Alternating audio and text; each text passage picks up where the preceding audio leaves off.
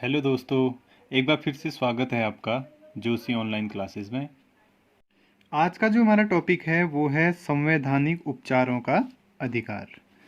ये भारतीय संविधान द्वारा जो नागरिकों को 6 प्रकार के जो अलग अलग मौलिक अधिकार दे रखे हैं, तो ये जो सबसे लास्ट हमारा 6 नंबर का मौलिक अधिकार है वो है संवैधानिक उपचारों का अधिकार, जिसका वर्णन अनुच्छेद 32 के तहत भारतीय संविधान में किया गया है।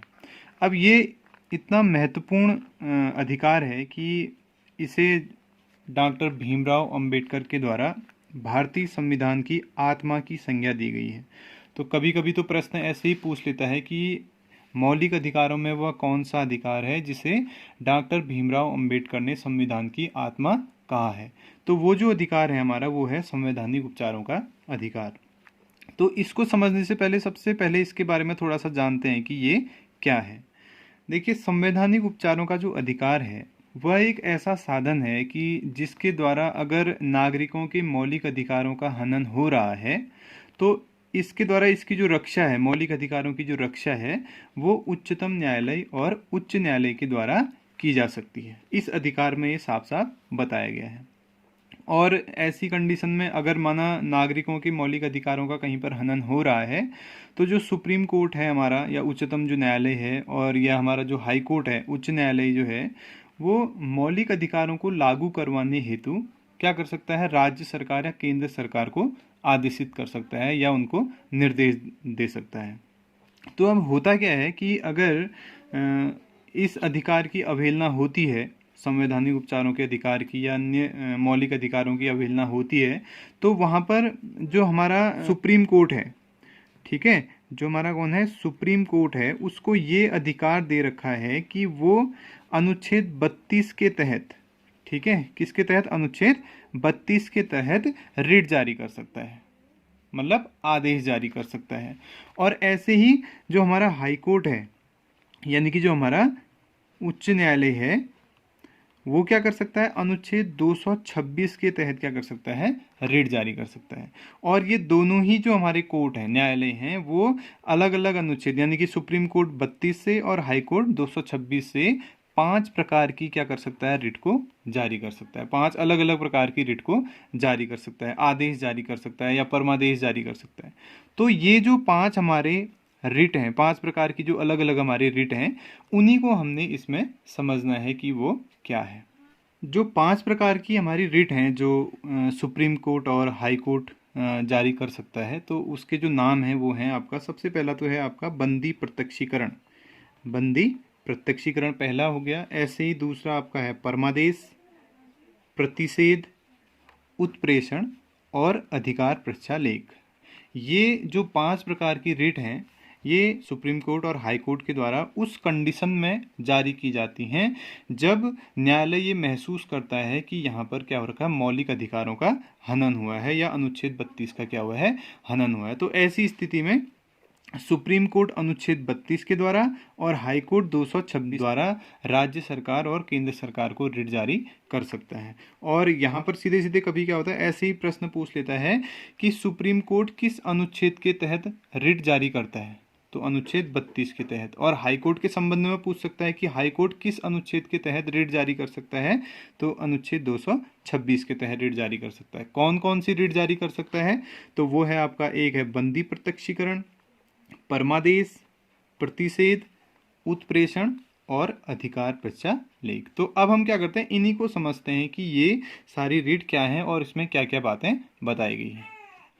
तो पहला जो हमारा रिट है जो जारी न्यायालय द्वारा जारी किया जाता है वो है हमारा बंदी प्रत्यक्षीकरण। अब बंदी प्रत्यक्षीकरण क्या है, देखिए, बंदी प्रत्यक्षीकरण जो शब्द है वो लैटिन भाषा का शब्द है, लैटिन भाषा से इसे लिया गया है। और इसे अगर हम इंग्लिश में कहें तो हैबियस कार्पस के नाम से ब्रिटेन में बेसिकली जाना जाता है, जिसका शाब्दिक जो अर्थ है ना, बंदी प्रत्यक्षीकरण का जो शाब्दिक अर्थ है वो है प्रस्तुत किया जाए।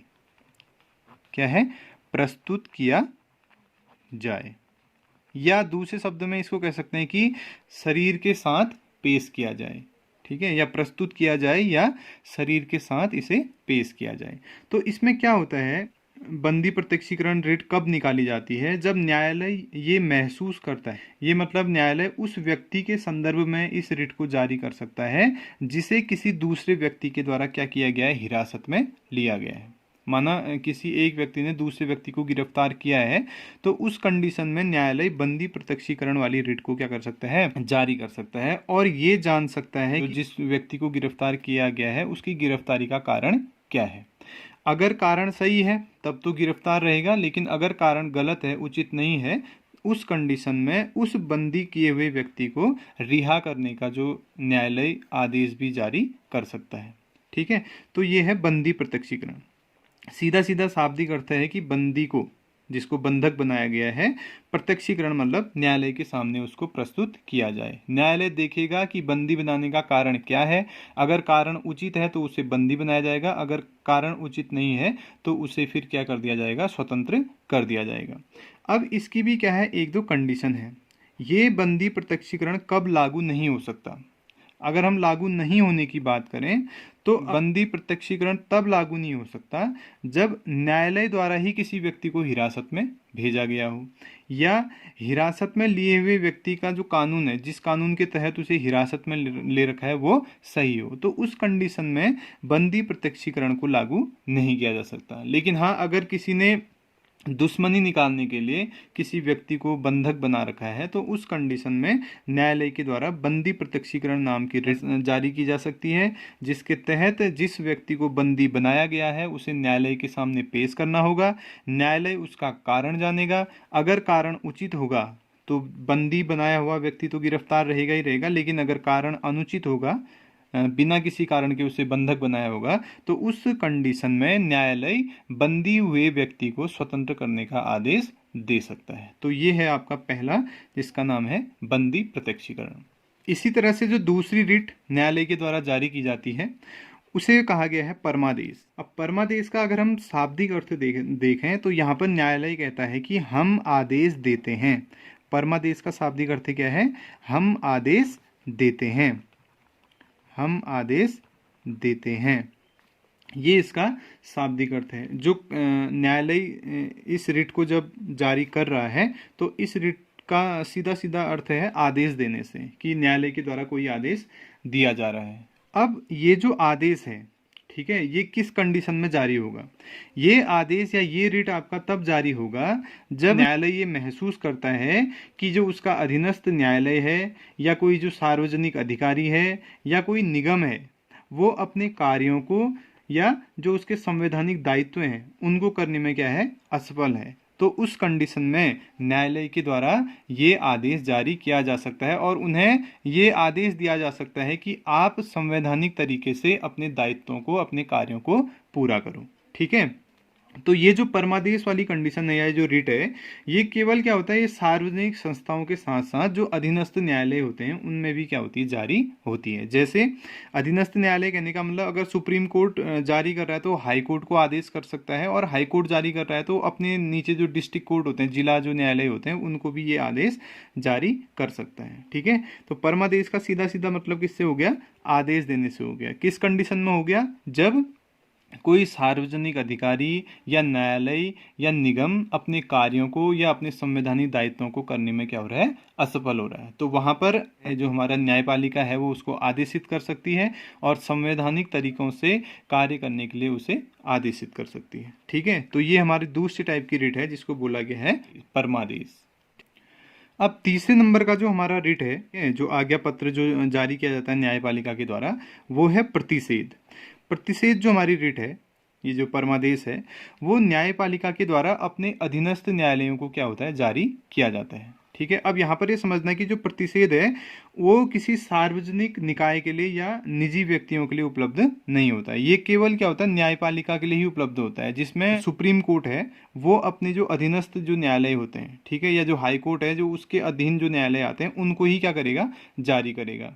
और इसमें ये कहा गया है कि अगर जैसे कोई ऐसा मुकदमा हमारा निम्न स्तर की जो न्यायपालिका है, नीचे अधीनस्थ न्यायालयों में कुछ ऐसे केस आ गए हैं या ऐसे मुकदमे आ गए हैं जिनको करने का उसे अधिकार नहीं है, तो वहाँ पर जो न्यायपालिका है वो अपनी अधीनस्थ न्यायपालिकाओं को ये आदेशित कर सकती हैं कि जो जिस मुकदमे पे आप क्या कर रहे हो, सुनवाई कर रहे हो, वो आपके अधिकार क्षेत्र में नहीं आती है, तो वो उसको करने से क्या कर सकता है, रोक सकता है। तो जो प्रतिषेध है हमारा, वो सुप्रीम कोर्ट के द्वारा हाई कोर्ट को, और ऐसे हाई कोर्ट के द्वारा जो हमारे डिस्ट्रिक्ट कोर्ट होते हैं उनको ये जारी किया जा सकता है। और उनसे ये कहा जाता है कि आप जिस मुकदमे को आप सुन रहे हैं वो आपके अधिकार क्षेत्र से क्या है, बाहर है, तो आप उस पर कार्रवाई करना या उस मुकदमे को सुनना बंद करें। ठीक है, तो ये इसमें बोला गया है प्रतिषेध में, जो तीसरे नंबर की रिट है जिसे सुप्रीम कोर्ट और हाई कोर्ट के द्वारा जारी किया जाता है। अगला है हमारा चौथे नंबर का, जिससे कहा गया उत्प्रेषण। उत्प्रेषण की अगर हम बात करें तो उत्प्रेषण का जो शाब्दिक अर्थ है वो होता है प्रमाणित होना, प्रमाणित होना या सूचना देना। उत्प्रेषण का मतलब हो गया प्रमाणित होना या सूचना देना।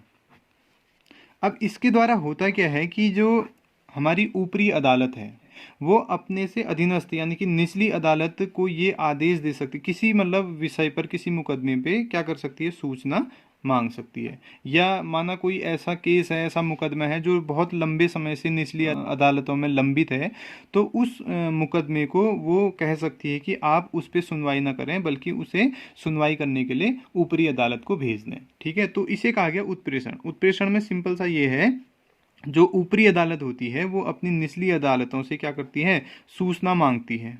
ठीक है, या ये कह सकती है कि जो मुकदमा आपके पास बहुत लंबे समय से लंबित पड़ा हुआ है, जिसमें सुनवाई नहीं हुई है, उसे आप क्या करें, हमारे अधिकार क्षेत्र पर दे दें, हम उस पर क्या करेंगे, सुनवाई करेंगे। तो इसमें भी क्या होता है, जो सुप्रीम कोर्ट होता है वो हाई कोर्ट को जारी करेगा, और जो हाई कोर्ट होगा वो किसको करेगा, डिस्ट्रिक्ट कोर्ट को जारी करेगा। तो ये हो गया आपका उत्प्रेषण। इसके माध्यम से किसी मुकदमे का प्रमाणित होना या किसी मुकदमे के बारे में सूचना प्राप्त करने का जो अधिकार है वो ऊपरी अदालत को दिया गया है। तो इसमें भी सुप्रीम कोर्ट अनुच्छेद 32 के तहत, हाई कोर्ट 226 के तहत क्या कर सकता है, रिट जारी कर सकता है।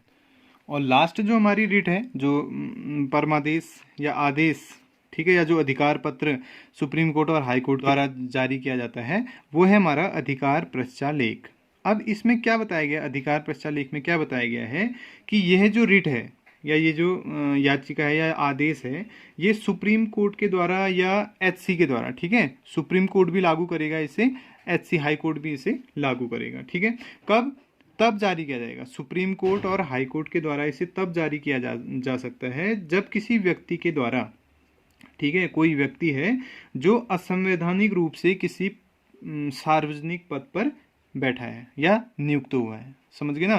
तो जो सुप्रीम कोर्ट है, जो हाई कोर्ट है, इस रिट का प्रयोग तब करेंगे जब उसे लगता है कि कोई व्यक्ति असंवैधानिक रूप से बिना किसी योग्यता के किसी सार्वजनिक पद को धारण करता है, ग्रहण करता है, तो वहां पर सुप्रीम कोर्ट और हाई कोर्ट दोनों ही क्या कर सकते हैं, रिट जारी कर सकते हैं, उससे प्रमाण पत्र मांग सकते हैं। अगर वो प्रमाण पत्र दिखाने में सक्षम नहीं होता है तो उसको उसके पद से हटाने के लिए आदेश भी वो जारी कर सकते हैं। तो ये हो गया आपका अधिकार प्रस्तालेख, जो अनुच्छेद 32 के तहत, जो संवैधानिक उपचारों का हमारा अधिकार है, उसके तहत जारी होने वाली 5वीं रिट है। तो अनुच्छेद 32 सबसे महत्वपूर्ण है आपका संवैधानिक उपचारों का अधिकार।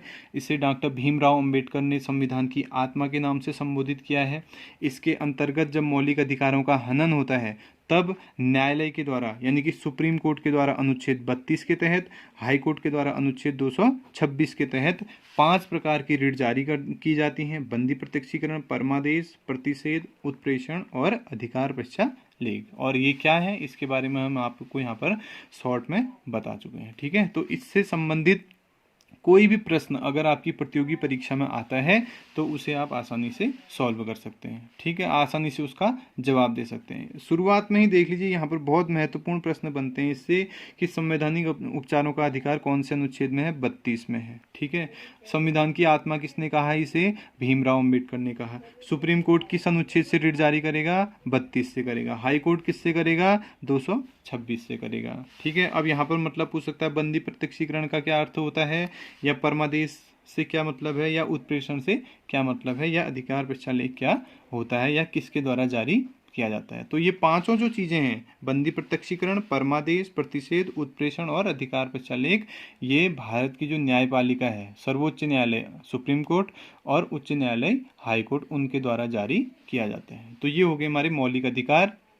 इससे पहले हम 2 वीडियो इससे संबंधित बनाए हुए हैं, आप उन्हें भी देख लीजिए ताकि आपका जो क्रम है 12 से लेकर अनुच्छेद 32 तक का वो बना रहे। इसके बाद हम बात करेंगे जो आपके आगे के जो अनुच्छेद हैं महत्वपूर्ण, जिसमें राज्य के नीति निर्देशक तत्वों के बारे में जानकारी दी रखी है। कौन से अनुच्छेद में क्या बातें बताई गई है, जो महत्वपूर्ण अनुच्छेद हैं परीक्षा की दृष्टि से, उसे भी हम यहाँ पर डिस्कस करने का प्रयास करेंगे।